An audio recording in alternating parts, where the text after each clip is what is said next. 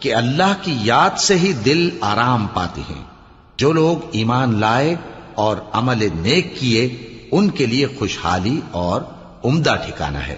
جس طرح ہم پہلے پیغمبر بھیجتے رہے ہیں اسی طرح اے نبی ہم نے تم کو اس امت میں جس سے پہلے بہت سی امتیں گزر چکی ہیں بھیجا ہے، تاکہ تم ان کو وہ کتاب جو ہم نے تمہاری طرف بھیجی ہے پڑھ کر سنا دو۔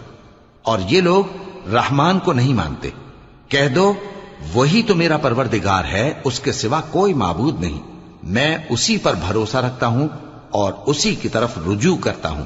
اور اگر کوئی قرآن ایسا ہوتا کہ اس کی تاثیر سے پہاڑ چل پڑتے یا زمین پھٹ جاتی یا مردوں سے کلام کر سکتے تو کیا یہ لوگ ایمان لے آتے؟ بات یہ ہے کہ سب باتیں اللہ کے اختیار میں ہیں۔